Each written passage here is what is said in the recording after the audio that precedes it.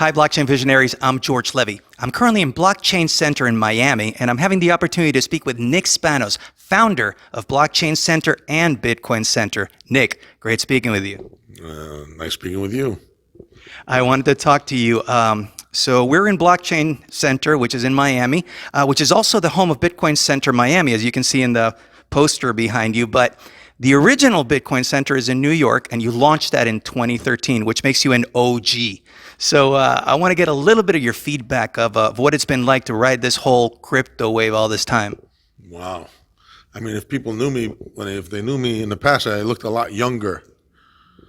It's been a wild ride. We opened up in 2013, 100 feet from the New York Stock Exchange on the ground floor, at a retail space. We made a statement that Bitcoin's here to stay.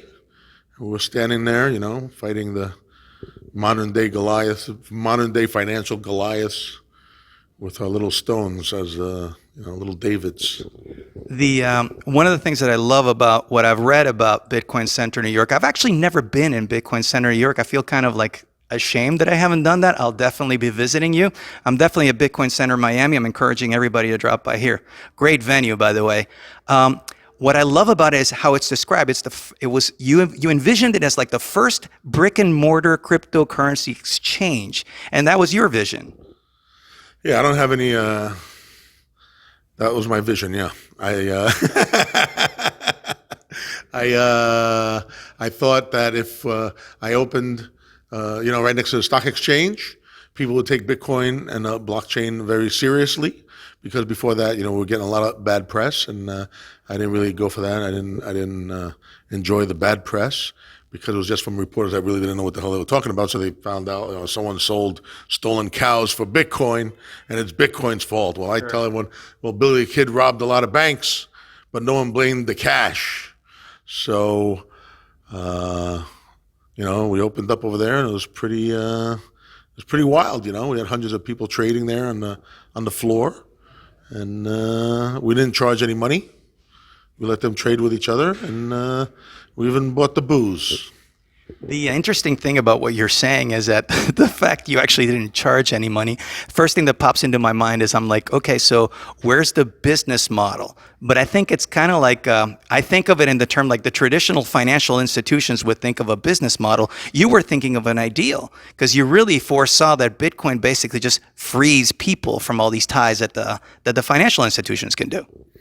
Yeah, I was a proponent of the End the Fed movement. I worked for Ron Paul, and I'm pretty much an activist. I'm not a financial anything. I don't really know anything about finance, stuff like that. I'm not I know about certain parts of finance, but and I learned the other parts the hard way. But building it was a statement, like I said before. It wasn't really a financial. There was no financial model at all. One of the things that I have to say more than anything else, the fact that we're at the Blockchain Center, and I'm very, very actively involved in the Miami scene. There's a lot of activity going on in blockchain and Bitcoin and crypto in general here. And what I do have to say is the impact that Blockchain Center is having in the Miami economy, and just the fact of like just establishing Miami as a hub for all that's blockchain and crypto. So I commend you on making that happen. Thank you very much. I couldn't do it. I can't say I did it myself. I didn't do it myself. I have Erica, the Jama. It's not Jama. That's Erica right there. She was talking about her last name before. And Scott Spiegel, and a whole bunch of other people, of course. But these are my co-founders. And they're doing pretty much all the work down here.